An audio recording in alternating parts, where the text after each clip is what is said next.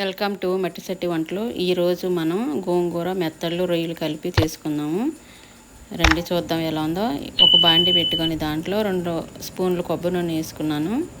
మీరు సరిపడా వేసుకోండి. నేను శుభ్రంగా కడిగి పెట్టుకున్న మెత్తళ్ళు రొయ్యలు ఎండు రొయ్యలు కలిపి వండుతున్నాను.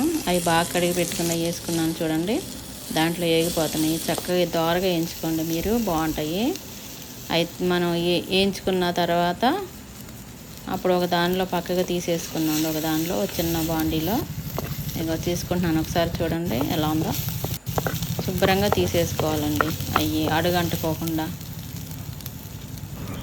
చాలా బాగుంటుందండి. మీరు చాలా నిదానంగా చక్కగా చేసుకోవాలి. ఒక ఉల్లిపాయ మన దాంట్లో కోసుకొని సన్నగా ఒక 2 స్పూన్లు వేసుకొని నూనె అది వేయించుకుంటున్నాను. దోరగా వేగాలండి అవి కూడా. తర్వాత 4 పచ్చిమిరకాయలు వేసుకొని అవి కూడా చక్కగా చూసుకుంటా వేసుకోవాలి.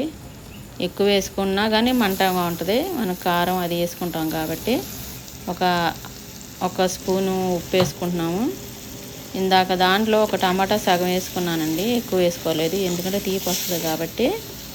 ఒక సగం పక్కన పెట్టుకోవాలి. ఈలోపు మనం గోంగూర అనుకున్నాం కదా, ఆ గోంగూర కడిగి పెట్టుకున్నది ఒక సెట్లో వేరుగా వేసుకుంటున్నాను చూడండి. సగం ఉంది కదా టమాటా, ఆ టమాటో 4 పచ్చిమిరకాయలు అది. ఈ పక్కన ఒక స్పూను కారమును పసుపు వేసుకోవాలి దాంట్లో, ఈ గోంగూరలో. ఈలోపు ఇది వేగుతూ ఉంటుందండి. ఇంకా వేగిపోతుంది చూడండి. ఇందాక ఉప్పు మనం పసుపు కారం వేసుకున్నాం కదా, దీంట్లో కూడా అట్టా వేసుకోవాలి. కస్తూరి మెంతి దీంట్లో ఒక 1/2 స్పూన్ వేసుకున్నాను.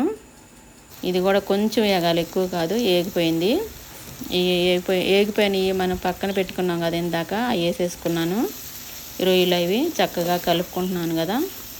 మీరు చక్కగా కొంచెం సిమ్లో పెట్టి వేయించుకోండి. అవి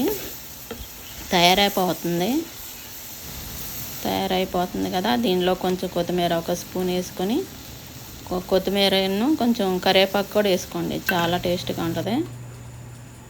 ఈలోపు మనం అది తయారైపోయింది, పక్కన పెట్టేసుకున్నాను. 1 స్పూను గరం మసాలా వేసుకున్నాను. దించిన తర్వాత వేడి ఉంటుంది కదండి, అప్పుడు వేసుకున్నాను.